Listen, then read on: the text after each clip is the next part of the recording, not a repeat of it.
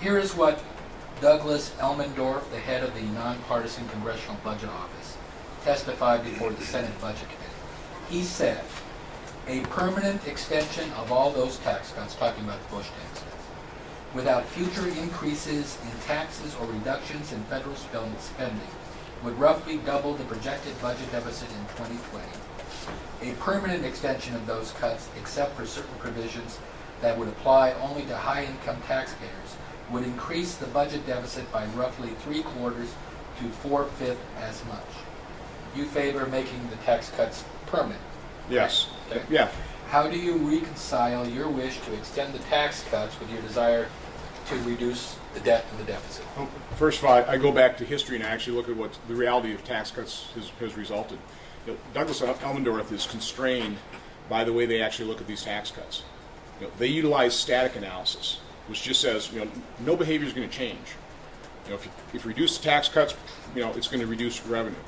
They can't take, their process doesn't allow them to take a look at dynamic scoring, which says, when you increase or decrease taxes, human behavior changes.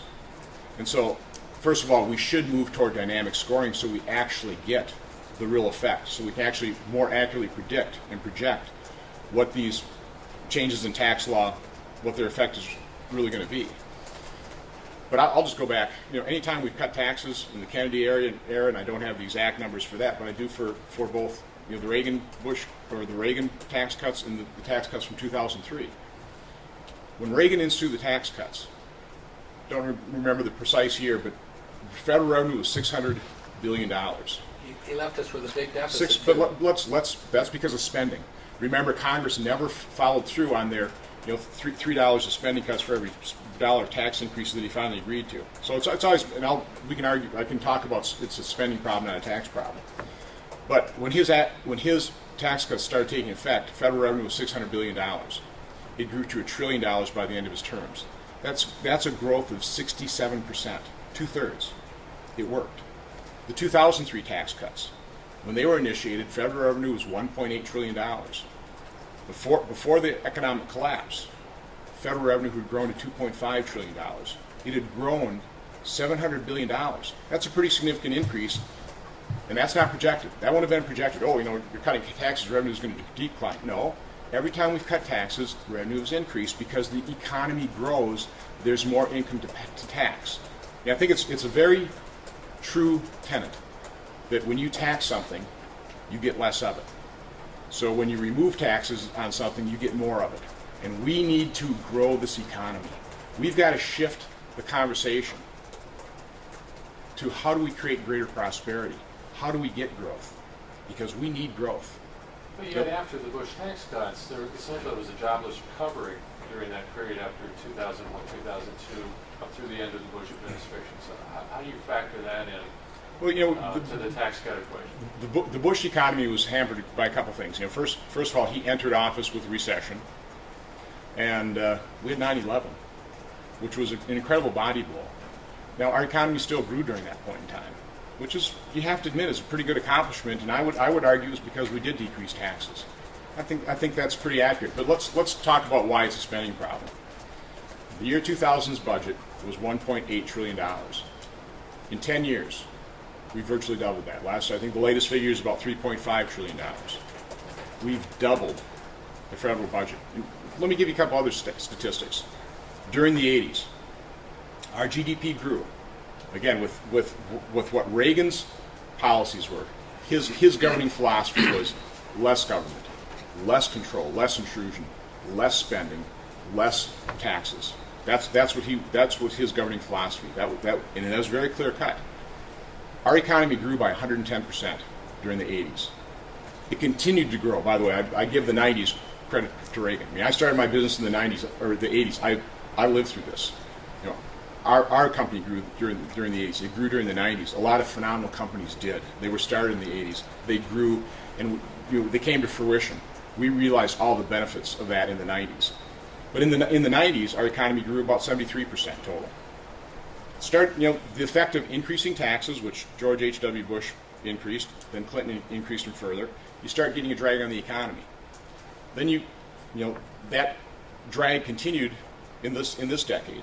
we've only grown about 47%, up to 2008 before we've gotten into the recession. So you can just, I mean, again, I like looking at reality. I like looking at what actually happened. 80s, we grew 110%. The 90s, 73%. Now our growth is slowed to about 47% in about 8 years. Why is that? I mean, I will certainly argue government has grown, taxes have increased, and I think that's been a drag on our economy. So I would like to go back to the philosophy of the 80s that worked. And because what we've done is we've loaded more government on, we spent more money, and it had, just look at it objectively. It hasn't worked. Wouldn't the Great Recession have constituted a body blow for the Obama administration that might explain some of what you perceive as failings? That's the argument. I take the side that had I come into office, I would have been pushing a lower government philosophy, less taxes, let's constrain spending. Let's not be incurring $1.4 trillion in debt this year.